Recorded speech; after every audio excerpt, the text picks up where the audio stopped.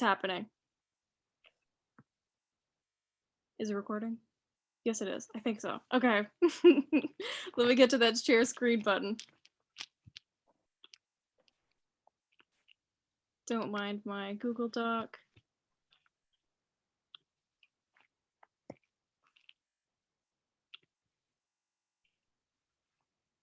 Discussions.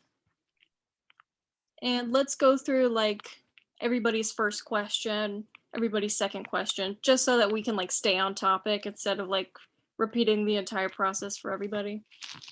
And do we maybe want to, since the first question for all of us is like the first, like the film themes, do we want to go like alternate the numbers? That made no sense. Like number 1 for the first person, number 2 for the second person, so that we can change like the question. Like the first one would be film themes, the second one would be editing, cinematography, directing choices, and then the next person would be character development. I think we should do first question and then for each person, just Okay. so that we won't like have to switch gears so often. But what do other people think? I don't really mind either way, but it probably makes more sense to just do everyone's first than second. Okay. Sounds good. Okay, then let's get into it. All right, film themes. What dream carried the most thematic weight in your opinion? Why? What was the theme of that dream? In my hot take, I think it was either um, the tunnel or the demon one. Just because the tunnel, maybe I'm just a sap for monologues, but I think that the theme was very obvious there. And also that just the actor had a really great performance. Uh, and then I guess the dream that relates more to the overall plot of or the overall general themes of the movie would be the demon one, just because it focuses so much on the environment um, and capitalism and that sort of thing. Mm-hmm. Any other opinions? I agree. I think, well, the one with the volcano, I forgot the name of it, but maybe it was Red in Tokyo or something like Yeah. that. Red Mount Fuji or something like that, yeah. Yeah. I think that one carried the most thematic weight, and then it carried through in the demons one because it showed how scientists like went too far and then it affected the whole environment. And it was kind of like a before and after kind of situation that we saw. And it led to humans' demise, with seeing how nature can affect man-made things like the radioactive, what were they? Nuclear plants that were around the volcano, and it just snowballed from there. And I think The one, Henry can go first. my personal one would be the second story where the little kid was sad about the trees being chopped down. I thought it carried sort of the themes of respecting nature, respecting spirits, and respecting your history. I thought that tied it in really well. It's also how the environment can also push back pretty hard because the spirits were immediately upset. They didn't really think through why the kid would be upset. They just took it at face value. I also thought that was another theme where it sort of like look beyond the basics of whatever the people are saying into what's behind that. That actually segues well into what I was going to say, because I think the one I was going to say was the last one, which is sort of, it's mainly symbolic, kind of like compared to everything else, especially the two that precede it, but also the second one, which Henry just brought up, with how it's about respecting nature and like, yeah, that kind of thing. Because the two before are like the really like scary apocalyptic ones, where we have like something like directly at like an end of the world scenario where Mount Fuji is just like exploding because of nuclear reactors, which is probably supposed to reference in some way the nuclear attacks on Japan, I'm guessing, because most directors from the time period that Akira Kurosawa was alive and was like his formative years, like that had a big impact on them because how could it not? And I think, shoot, I forgot what I was gonna say. Just like compared, it's like a very pastoral, like idyllic view of the world, and like it's like a utopian kind of nature setting after the horrific like scenes that were created through like mankind's destruction earlier. Awesome. Do we have any more thoughts on that, or do we want to go to the next part? Well, I have little things in here. Yeah, go for it. Mine is the last ones when the old man and the young guy talking. You know, when the conversation between two of them. So the old man said that the night's supposed to be the night, and we don't need light at night because he was talking about the electrical, was nothing happening. So it just make me realize that we are live in the century that's we more about technology, but what happened if we don't have it? It'd be really terrible. It's a lot of connection there, and how do we gonna go back to the old time, like where you don't have any electricity, no internet? So it make me realize a lot on that. Yeah, people wouldn't even know what to do. Yeah, I know. It's like we're like robot. I feel like we totally. Oh my god. Yeah. All right. So are we going on to their number 2 or their number 1? We can do number 1. All right. When I wanted to guess, yeah. So we might have had some overlap with this question here, but what themes do each story reflect? We could start with number 1. I can talk about number 1. I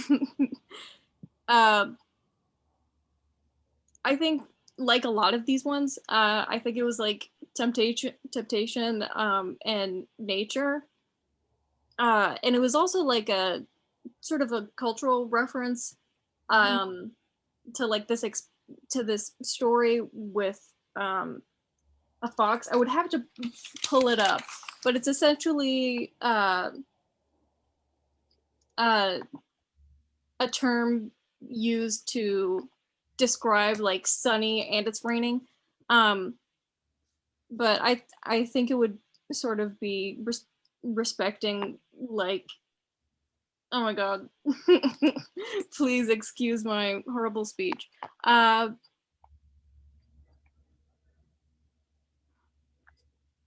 I guess it would sort of be like staying in your lane with nature. I agree, and I think we saw the respect play out not only with the foxes, but also with his mother, because she was like, "Don't go out there." Like she respects the foxes and knows what will happen, but his curiosity kind of gets the best of him, and then he comes back and his mother's like, "Well, you didn't respect what I had to say, and you crossed the line, so you have to like take responsibility for your actions." It was kind of dark, it's kind of extreme, but Too dark. yeah. It's kind of scared me a little bit on that. I hope the boy didn't die. I know. I know that ending. That's so mean. I go, oh no. Boy. Yeah. All right, what do we think about the second dream?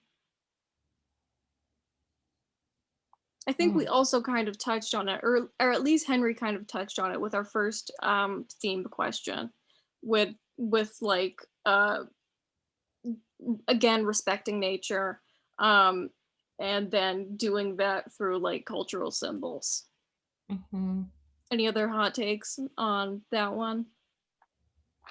I mean, I think the most common through line throughout most of the dreams is just the environmentalists and kind of narrative. And then there's like 3 in the middle where it's just like, it's kind of harder to tie those in: the tunnel, the blizzard, and then the Vincent van Gogh. Yeah. I think that I think. Wait, Tunnel Blizzard, and then There might be one more. Blizzard kind of relates, but not in the way that this one does. Anyways, continue. Those are like the ones that are like kind of outliers to me in a way, but you can like still find ways they connect. Those ones are probably more specific to like Kurosawa himself. I don't know. Yeah, the Vincent Van Gogh one was like way out of the rest of the movie. Like you're just like, it's cool. Like the way they did it was really interesting, but The yeah. most confusing thing to me was that like they had the like regular villagers speaking French, and then you get to like Vincent Van Gogh, and it's just like Martin Scorsese with like a New York accent. And then the Japanese guys just start speaking English too with them. Um, I don't know. That was the only thing that really confused me that much, honestly. I think the biggest thing I took away from the second one is don't fall in love with peach trees, because they're just gonna break your heart.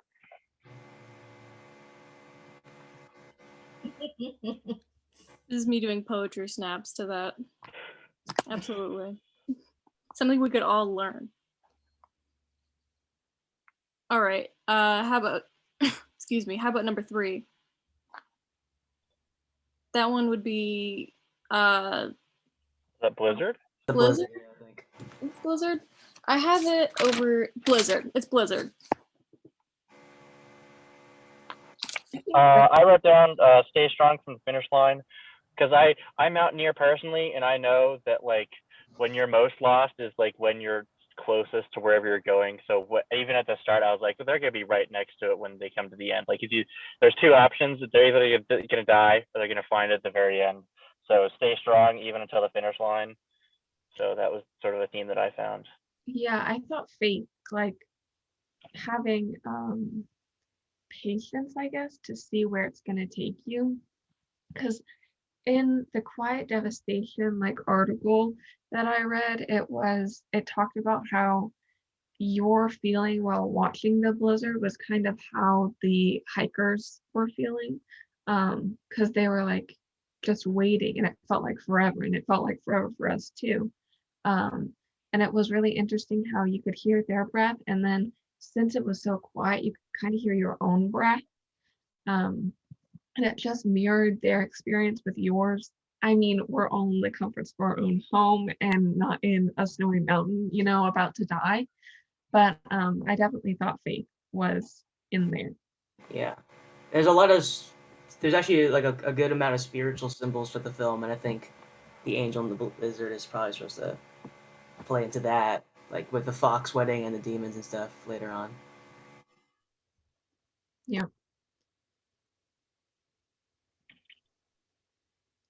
I got a whole like cultural guide to this movie online, so I'm whipping it out to to look at what the woman there is in reference to. But how about number 4? Tunnel? Question mark. Yeah. Yes, it's a tunnel. I haven't. I think this one has one of the most obvious themes, which is like taking responsibility. Taking responsibility in a way that lets him move on and also lets the people that he led move on. And it wasn't like he got full forgiveness from the people who he like ordered into death, ordered to the battle that they all died in. Like it wasn't like oh, it's okay, we know you were just doing your best. It was like he had to kind of think that through himself. It wasn't like someone was holding his hand to get through to forgiveness for himself. Like he had to go through the emotions and the hard part by himself before he could move on from it. I thought the bomb dog was a really nice theme as well, because like the soldiers were of course like this big sort of monolith in his memory, but there's also like the smaller individual things sorry, that just like continually he remembers every single day. And I thought that the bomb dog was a nice representation of just those little things that still affect you, not just the big terrible ones. Can you explain what a bomb dog is? Because I don't know. What So that in is. World War II, so on the dog, there were several stick grenades. So in World War II, different armies experimented with using dogs as weapons to blow up tanks, blow up enemy encampments and stuff like that. They just let the dogs go on a timer. The dogs would run up to the enemy and then blow up. Did the dogs die? Yeah, in real life they did die. In like the memory, I don't know if that particular dog died, if it was just like a representation of the little things that get to people who live through experiences like that. Okay. Poor dog. I know. God. That's kind of traumatic. Yeah. I was gonna say like I feel like there's a pretty big like is a thing that's common when like post-war media, just like the feeling of like being left behind, or like the dead being left behind, or the people who survived wars being left behind, because war is something that gets like so like ideologically coded, like you are like sort of like brainwashed and manipulated into believing that you're like fight. This is like the exact reason you were put on Earth, is like to fight this battle, and then a lot of people later on, according to the movies I watch and the novels that I read, just like end up feeling super lost afterward, because what else is left for them after they come back? They like put their whole life into this. And the lack of support and Yeah. integration back into their own like country or whatever, the PTSD and the mental illness, like with Yeah. Survivor's Guild was like was the whole theme here. Like, and especially when that dude was pointing to his family, like they live right over there. It was like, oh God. Oh. And then also finding out that the main character was like standing right next to this guy's side while he died and was talking about this dream that he had gone and eaten something at his mom's house. And it was like, ooh, okay.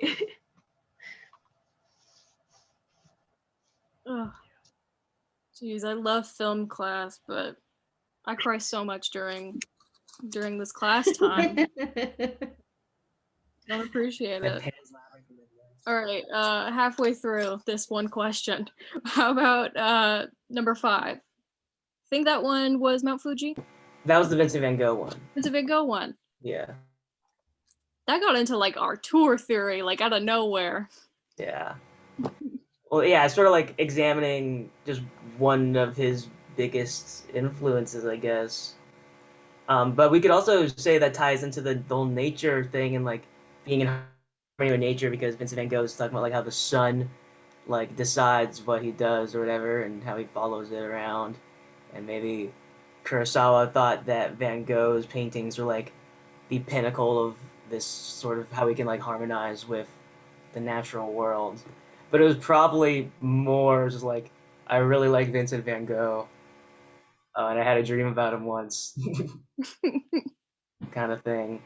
I think it's also interesting though, because Vincent Van Gogh is like one of Kurosawa's influences, but he's played by basically someone who is like Kurosawa's like indirect disciple, because Martin Scorsese and all the American directors from that time period are big Kurosawa heads. I know. I thought it was so ironic that, or I don't know about ironic, but funny that Martin Scorsese is playing Vincent Van Gogh.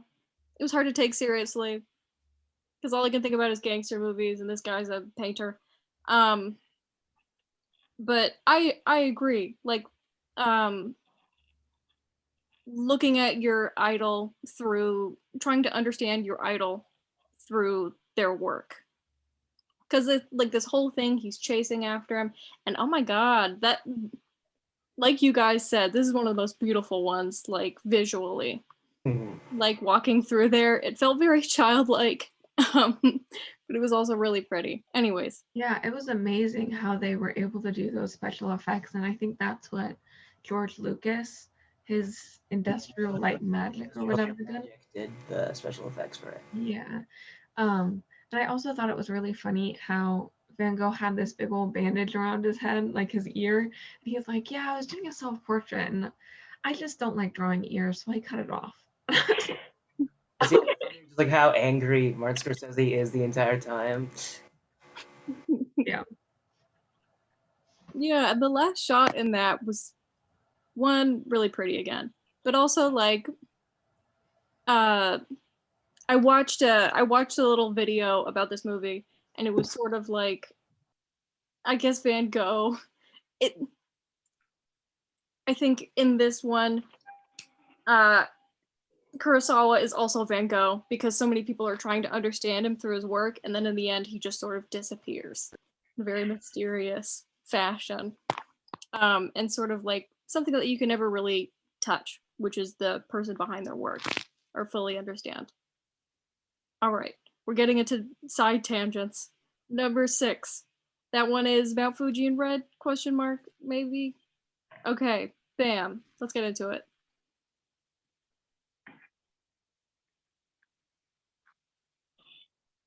Just kidding. Wait, was somebody about to say something?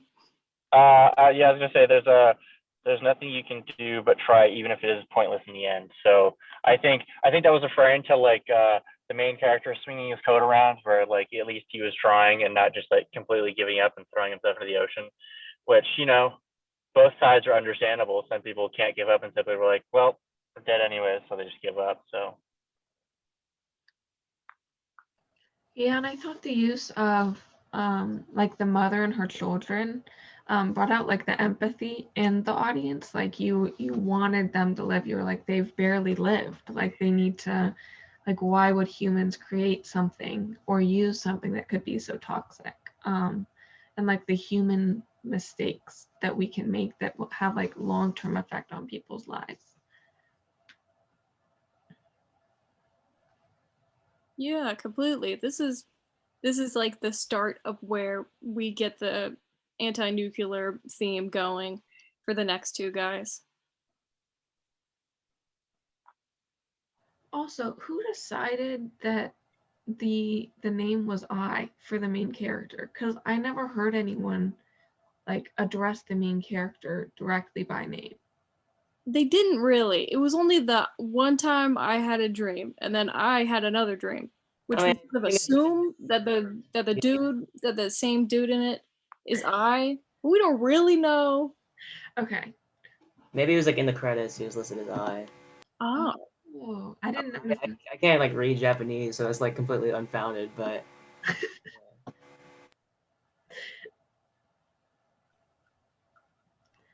But yeah, I think The demons. yeah. Want to go into demons? Question mark. Okay. Demons, I think, is also, I guess, disturbing. Especially the last scene, but it's sort of, in my opinion, about obviously karma, but how all of these things that we've grown so greedy to that are sort of toxic, like he said, the demon said that the people who ruled the world as humans are also ruling the world as demons, and they also experience the most pain. And I assume they experience the most pain because the people in power have caused the most harm. And so it's this karma theme happening.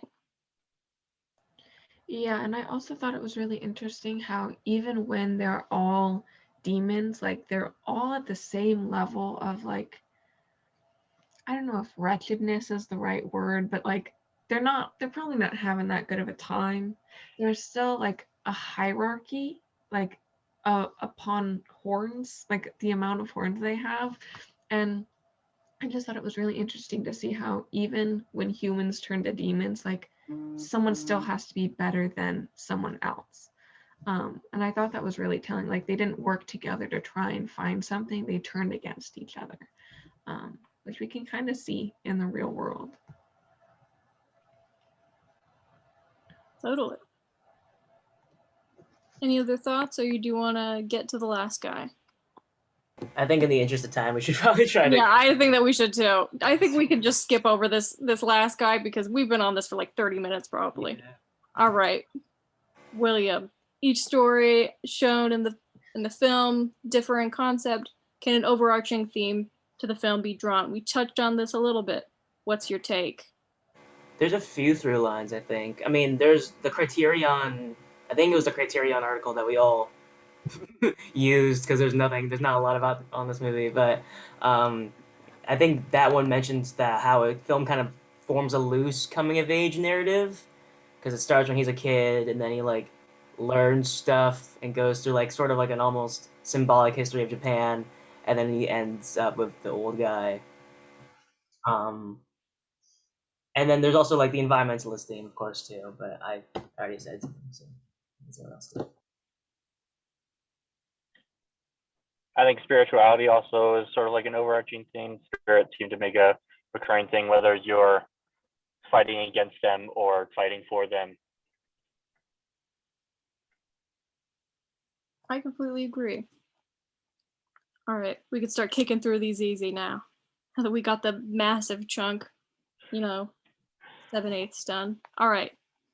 How does the theme of human self-destruction through temptation play out in the film, and how does it relate to the real world?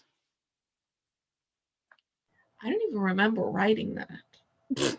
I remember reading it. It's a good question. Okay. The big one. I feel like take a second. Oh, I have a different question. I wanted to, because I looked at two different articles for the article assignment. That one was from 1990 and one was from 2016.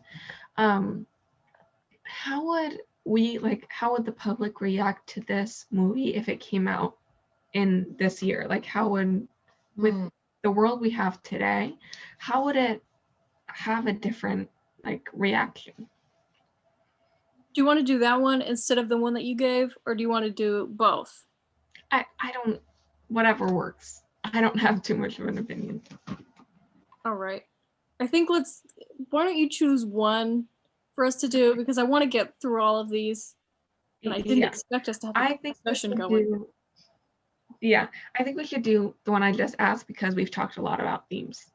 Okay. Yeah. I think it'd be better received. I mean, these are relevant issues, obviously, with climate change. And there's, I think there's more, I don't know, room for art house, but there's more that label of art house that this film definitely falls into, but was not received as when it first came out. Yeah. Okay. Were you gonna say something, Rose? Or? No, you can go ahead. Okay. I also think it's kind of hard to sort of answer because Kurosawa is like considered a legend now. So I also feel like if he just released like 8 dreams out on us, we'd probably like eat it up. Just because of he's like an almost like mythological figure in movies and like film. I feel like that would probably impact it. I think it would also depend on what medium it was released on, whether it was YouTube, Netflix, Disney Plus, or something else, and then also be an 8-part series. And then also how much of a social media impact it had, because like how prevalent memes are, that could either boost it or sink it, just depending on what people thought of it. I think it would also be better received, like Libby said. Definitely. I think it's really funny how the trailer was basically them just hyping up Kurosawa. It's like, look at how good this guy is. We won't tell you about the movie, but just trust us. Completely. All right. Do you really believe that Kurosawa selected these dreams as he said he had, or do you believe that they are chosen and sequenced for a specific purpose? Does the film have a through narrative line? We already talked about that, so we won't go over it. Why or why not? So everything except this guy.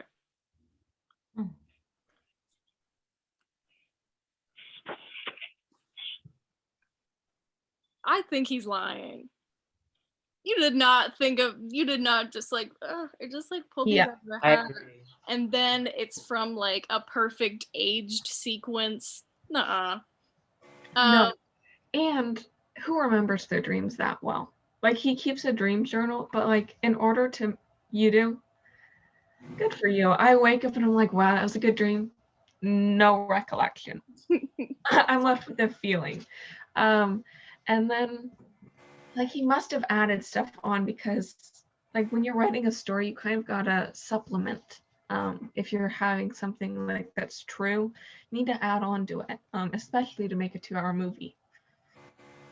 Who has dreams that crazy is also like I've only had like one dream like that in my entire life that had like a coherent plot. I dream every night, multiple times a night, Oh yeah, I nothing. Blank. or nothing you No, remember. Dreams are insane. Mhm. All right. I agree with what everyone has already said, so let's go with that. All right. In the movie, Kurosawa pushed the narrative that we need to be more respectful to the environment, which also respects the spirits. Do you think it was sufficiently nuanced, providing the more conservation and less the more and wait, I can't read. Okay, let's do that one over again. Do you think it was sufficiently nuanced, providing the more conservation and the less conservation points in his shorts?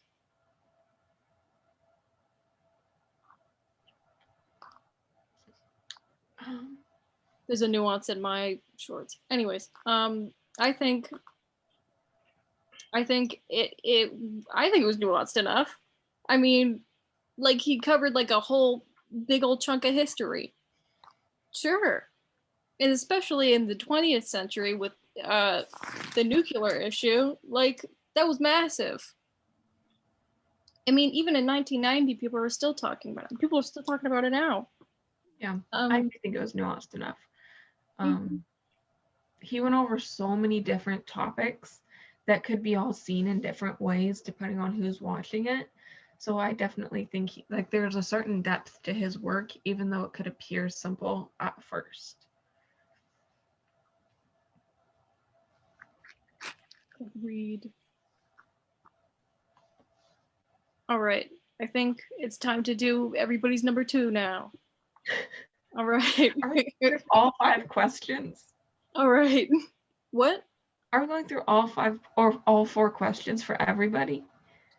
You know, it says to just go like an hour and a half. So, what time do we start? Hour to an hour and a half. We started at like 2:20, I think, and it's like 2:50 now. All right. Because let's do 2 questions of the number 2. Okay. Okay, sounds good. Why don't let's do Gallon. I feel weird choosing it. What do you think the more apocalyptic production design choices for the later dreams in the what do you think about the oh my god, I can't speak anymore. What do you think influenced the more apocalyptic production designs for the later dreams in the film? Do you think that those ideas are contained in any of the other dreams as well? I kept doing those like 2-part questions. Yeah, okay, we can just like keep it to the first one probably because that's enough there. What are apocalyptic production design choices? It's like the way just like the sets built later on. The focus of I was thinking mostly the demons in the Red Mount Fuji short because it's basically just like end of the world scenarios kind of, except demons is a little different because there's also just like demons there. Yeah. But there's still like radioactive plants and stuff, so I thought that was a third line. I don't know the influences because I mostly watch American films, but there are definitely things that reminded me of like other movies, like the really big plants kind of reminded me of Honey, I Shrunk the Kids. And it kind of reminded me of like, what's that one? Like a little bit of Alice in Wonderland and a little bit of The Wizard of Oz. Just like normal day things that are massive now. Mhm. Yeah, and at first it was just like a picture of a dandelion for a good few seconds. You didn't realize that they were giant until they walked up to it. So I was thinking it No, that was so cool. okay. Yeah. And then it was like, oh, I get it now. Yeah. Hmm. Yeah, I was like trying to hint more at like when I was writing this, basically just like the nuclear attacks on Japan were probably a big since Kurosawa was kind of like a Yeah. post-war filmmaker. Um, I don't mean to be like, oh, actually about that. No, go for it. I don't know anything. Um, yeah, I just think that was probably sort of what he was hinting at. I also my other question there is about the actor who played the old guy in the last short, and he was kind of a big figure in those post-war films as well. One specifically being Godzilla, which is an entire metaphor for like Hiroshima. Um, so I feel like there's a lot of things that sort of link this movie to what the bad things that happened because of America in the 40s. Yeah, and I thought that the last dream was such a contrast to the previous two, because of the lack of technology. Well, not lack of technology, lack of modern technology. They really relied on nature, and it was so idyllic, I guess, that it made you see where the previous two dreams had kind of gone wrong to get them there. So I thought that was really uh, great how he did that. Mhm. Thank you. I appreciate. I have to read your name. You with the Akira poster. My name's Callan. Yeah. Thank you, Callan, for your context. Yeah, thank you. My name's weird. It's fine. No, I have to like hover over it or something to like actually see it. It's I can pronounce Callan, I think. Ugh. Okay. Are we good on this question? Do you guys want to do the second question? All right. Um, Rose, you're right there. We're doing it. All right. How does the background movement utilized by Kurosawa affect how the dreams are portrayed? What effect does this have on the audience?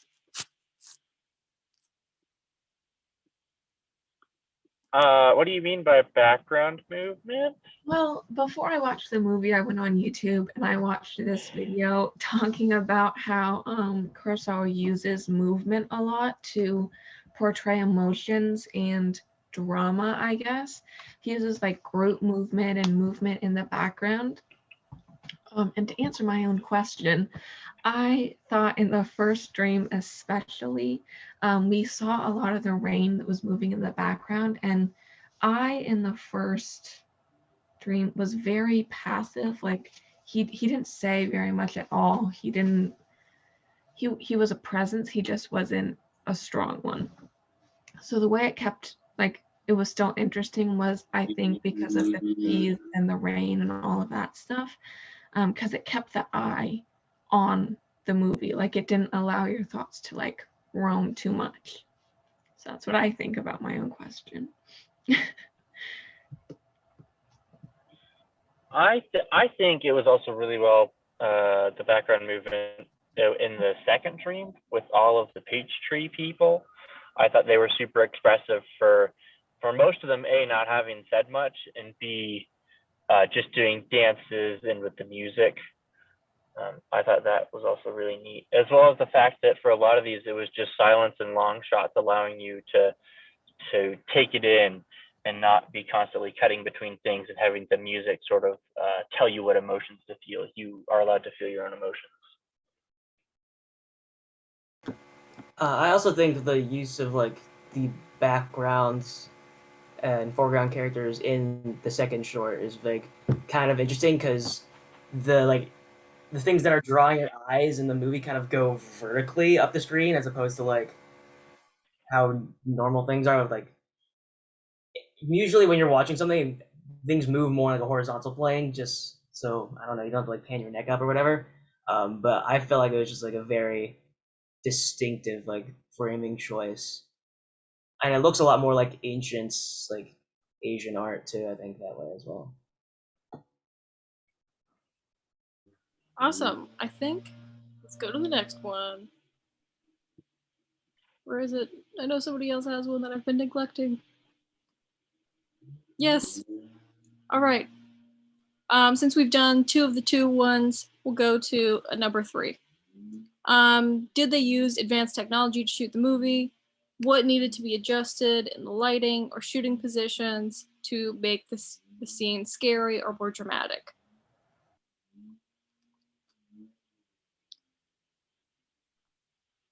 Oh God, I don't know any proper like cinematography language, but I thought that was pretty dramatic already. Mhm. I don't know. But I think, or at least in the Mount Fuji one, this question makes me think of that. Just with like all the affection, the special effects, sort of like literally lighting the mountain on fire and turning into like a piece of coal.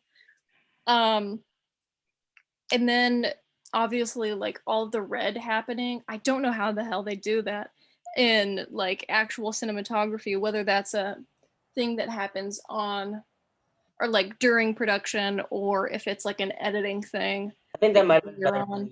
like kind of like blue screen thing, like the Vincent Van Gogh paintings, where it's just kind of they have a big screen, they put something on it later. Mm-hmm. Yeah.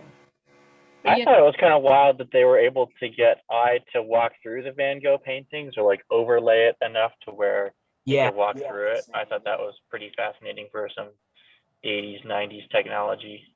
There's It so gave much. me Bob Ross vibes. You Yeah. know when Bob Ross goes with his like big paintbrush? Yeah. I think, I mean, I kind of like that it was, I guess that the technology used would be more antiquated nowadays, because when you get to, we were talking about it earlier with the dandelions, because you like look at the dandelions, you're like, that's just a dandelion, dude.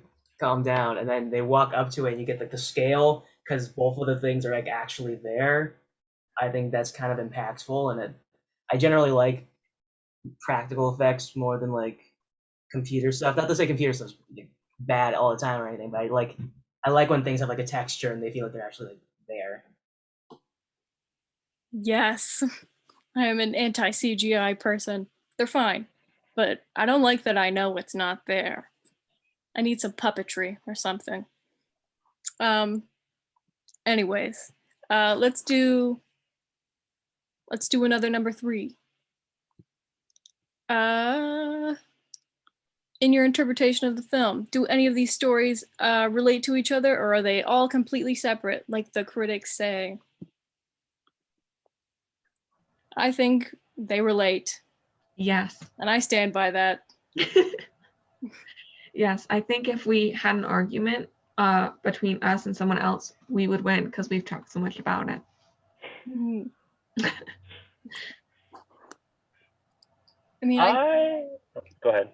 Oh no, you go. I was not gonna have a coherent thought there. I don't have a coherent thought too. I'm still putting it together.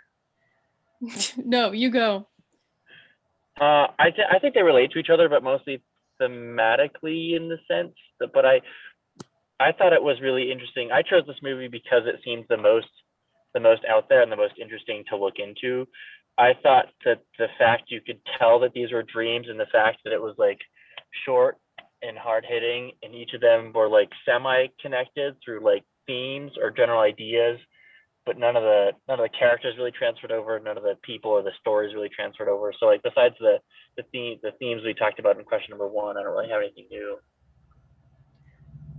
Yeah, and I think that I being such the main character being such a passive person, it made the dreams actually work because if he had like a strong personality, then it would be so conflicting. Like the stuff he said and did would differ from the other dreams and it would just be really confusing that way. So I think it was a good choice that the main character was just like an observer just showing the way, but like we were able to watch it ourselves and get all the themes.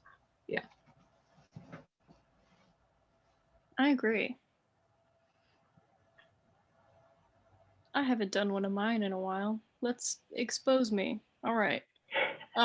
Some criticize the main character as lacking development by the end of the film. Do you agree with this? Why or why not? I think he certainly has things happen to him, but he does not show his development, which I think is fine. Yeah, I don't think it really matters for this movie. It's more Yeah, about what's happening around him. He's just kind of like a surrogate. Yeah, the world develops along with him, but like it's focused on the world. completely. Damn, that was pretty simple. I'm glad we're all on top of that. All right. I'm trying to see. Do we have time for more? Yes. Yeah, Yes. we have like 10 more minutes All right. until we reach the minimum. Let's do a number 4.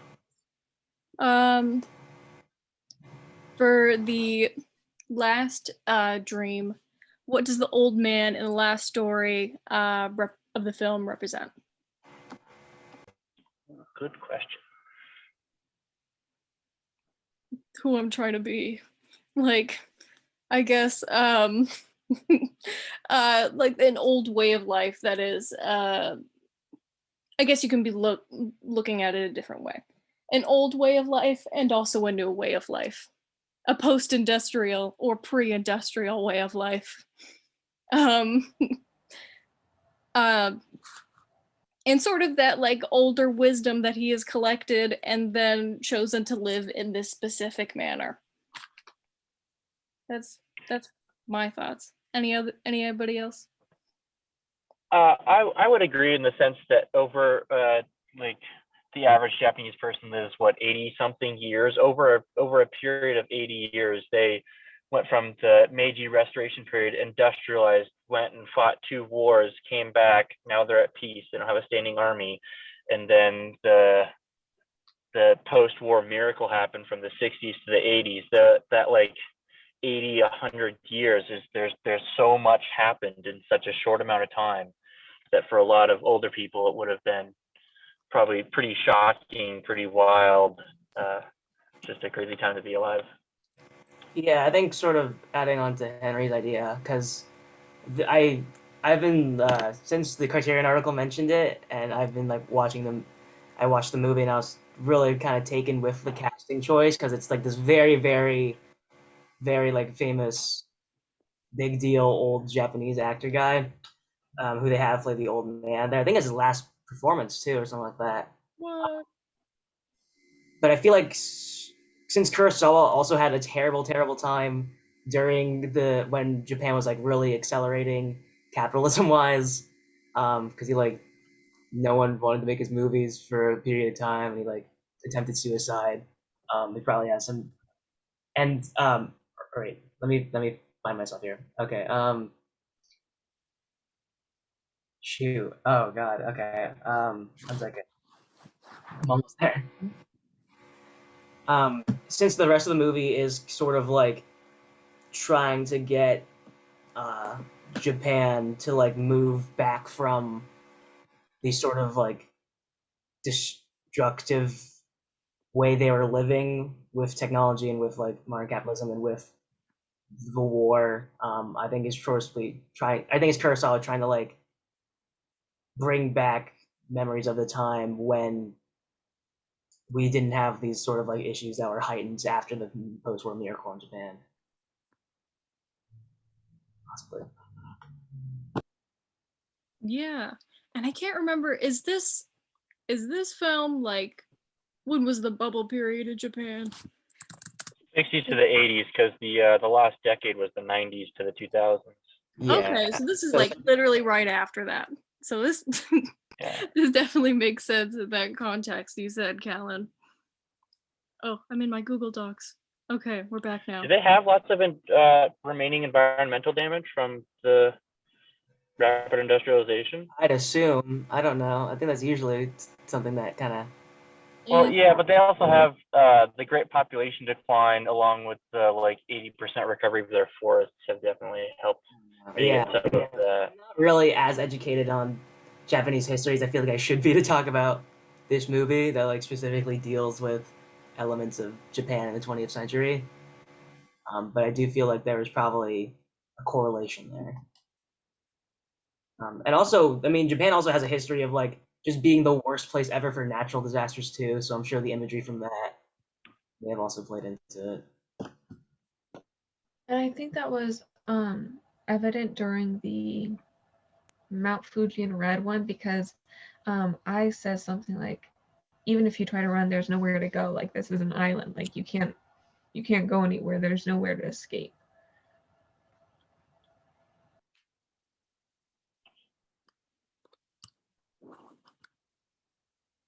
It's relevant then and it's relevant now because I'm thinking about that massive like waste spill in Japan, and then the tsunami, and then the earthquake. Oh my god. Anyways, how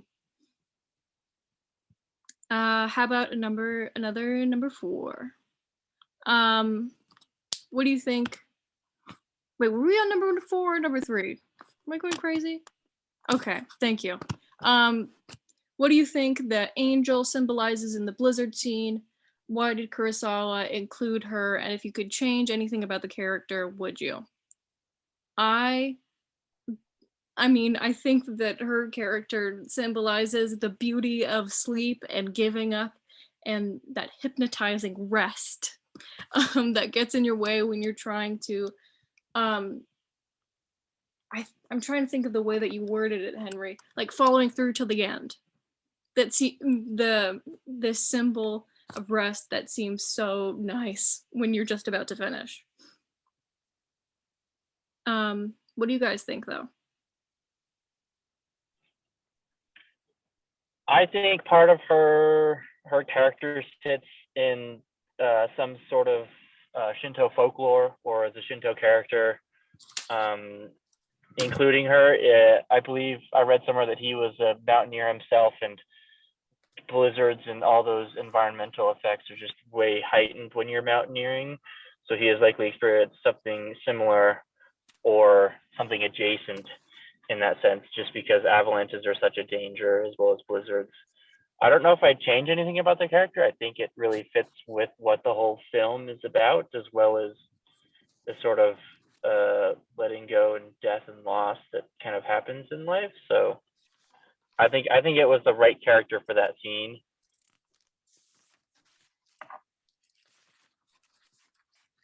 I agree. I loved, like, off topic, but oh my god, that shot where she was like, she was there and then she was like that weird little tuft of fabric. Oh my god, that was so pretty. That was so seamless. I spent most of the time watching her, imagining how cold the actress must be. I was like, that must be awful. And also how her face changed throughout the scene. That was really cool. Mm-hmm. I'm trying to find my cultural guide that has her, that talks about her, but I can't. You can probably hear all my papers shuffling. I apologize.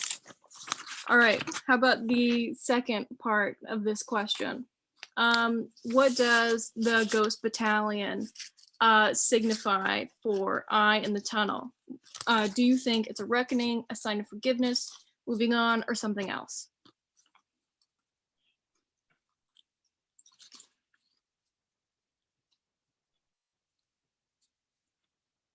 I think it's maybe a start of forgiveness for himself, in the sense that in the end, what he had to do to make them go away is to fall back into old habits and the only thing he knew, which was authority and positions of power, in the sense of like the military positions of power, where he ordered them to come about and then march away.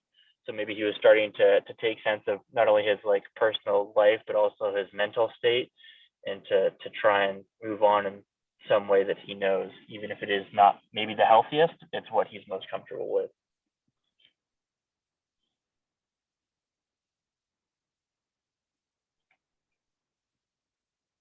Yeah, there was one thing that I don't know if it's like a cultural thing that I just don't know about, or if it's just something that I need to interpret for myself.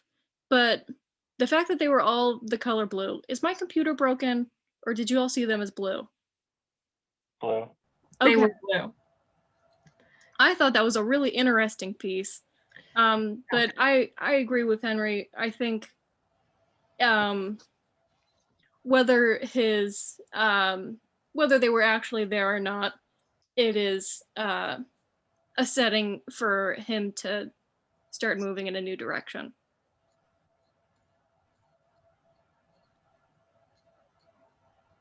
I agree.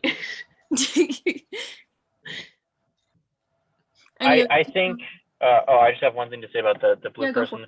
I think, in a sense, it was at least what I came to the conclusion was it was supposed to sort of dehumanize them in the aspect that they weren't really alive, but they still existed. Like they're still people, but they're not individuals. It's more of like people as a collective or viewing them as a group kind of thing. So they were still there, but they weren't present in a sense. I don't know. People, but a little bit off. Yeah. Or like they were dead. That's obvious. And they were like blue because they're like dead and cold, and maybe that Ghost that's the colors. simplest thing. Yeah. Mhm. Color blue when you die. Yeah. All right. I'm looking, I think we have about 2 minutes left. And then I want us to talk about one last question and then we'll be done forever. And we have So- to talk about Steph's question. Yes, that was the Okay. question that I was gonna Oh. do. Oh, I stole your thunder. Whoops. No, you're No, good. no surprise. You reminded me that we actually have a thing that it's written down on. If we had to develop a comparative analysis project with this film and others we've watched this quarter, what would we focus on and why? What are meaningful / interesting points of connection in terms of technology, history, theme, aesthetics, character, or narrative development between this film and others? What might this project look like? What would we want to say in a comparative analysis that includes this film? What's the big takeaway? I mean, I feel like you can make a very good comparative analysis between this Spirited Away and Pan's Labyrinth because it's all movies trying to reconcile with like traumatic historical moments in the 20th century using like fantastical imagery and stuff, and plot lines. I don't know how you make that though. Just like do an essay or something or a slideshow. Google Slides. I definitely agree, and I think you could even connect it with Shoplifters because Koreeda, I think that was the director, I can't remember. Yeah. He criticized like the Japanese government and just the way that it silenced the people who were struggling. And I think that could be a similar thing, like the criticism of the world and the way it's happening, the way it is, I think would be better. Yeah. Yeah, and I think somebody already mentioned this, but Spirited Away, definitely. Or at least that's what I thought when I saw fantastical things and themes of greed. But I feel like if we were gonna make a project, the first thing that comes to mind is like a really big, like, not bullet point, like actually worded correctly and nice version. I don't know what it's called. It's like when they're the two circles and they have like the overlap thingy. Diagram. Venn diagram. Venn diagram, exactly. We could do a big one of those. We could do a TED Talk too. One other connection that you could make is if you wanted to talk about how these movies used like folklore, so you could have Spirited Away, Dreams, and then Edge of the Knife for a different trio as well. And I think Shoplifters and Dreams would also be an interesting pairing because of they're very I think they're the most like outwardly critical of Japanese society. In a way that Spirited Away more like hints at and is more implicit about. Mm-hmm. I would agree with that. I think that sounds great. I love that the fact that you brought up Edge of the Knife, because I don't know, I've really liked like this class, just from like learning about folklore. Um, I think, anyways, I'm going off the rails here. Don't mind me. But yeah, I agree. I think that this one and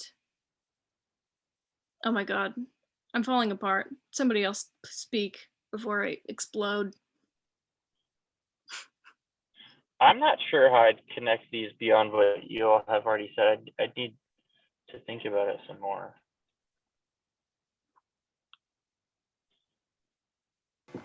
I also think tonally, Spirited Away and Dreams are kind of similar too, because they're both very measured. Like, they don't rush anything. They don't really have a ton of forward momentum, but in a way that like they don't really. I don't know. They're really. I find these kinds of movies like really hard to talk about because they just like feel like they happened, not like they're like made. Yeah, and I think that's Facts that we all have. and that was a similar feeling with Edge of the Knife because there was so much empty, not empty space, but like it was slow moving. And to go on about the Spirited Away like comparison, the train in the scholarly article we had to read, it talked about how I think the train was moving away from the traditional like world and then going into the modern world. And I think that could kind of be seen in this too, and seeing how it's kind of ruining the world in Dreams. Like it led to a desert of radioactive dandelions. Wow. I think, okay. Yeah. No, I see you. Like, it's like it's going, you know how the train is like going one place in Spirited Away. It's like that linear moment, but this one is like a circle. It's like it's very nature focused, with like the first two guys, the first two dreams, and then we come all the way back to it after exploring this this new way of life that has destroyed the earth. Go all the way back.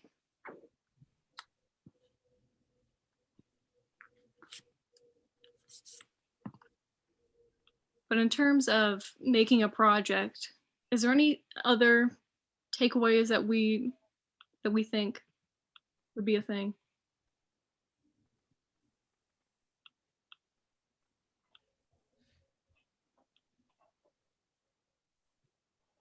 Sorry, Steph. We didn't go to school for teaching. Who knows if she's even gonna watch this far? I wouldn't blame her if she didn't. I wouldn't either. I would skip my part. She's kind of watch the whole thing and feel really, really good when when she gets to that part. Yeah. Like she beat us. Yeah.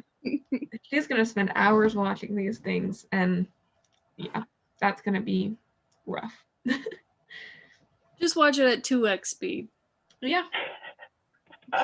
Hear our ignorance and lack of knowledge faster. Yeah, or mine at least. All right. I think that, is there any other little points that we want to tie up or things that we want to hit before we end? Because we're officially at our goal time of 1 hour to 1 hour and a half. Yeah, I think we did a good job of covering a lot of it, as much as we could do. Mm-hmm. Yeah. I agree. I appreciate you all putting up with my rambling and being patient. Yeah, And I thank you. appreciate the context that you all provided and your thoughts. Thank you. What are we gonna do about the two other people? How are we going to incorporate them? We could have them like send separate videos of themselves and then edit it all together. Does anyone know how to edit? Is the real question. I do not. I assume that she's okay with us just like sending it in. Okay, we should probably stop recording and then we can talk about Yeah. it. All right, gang. Stop recording.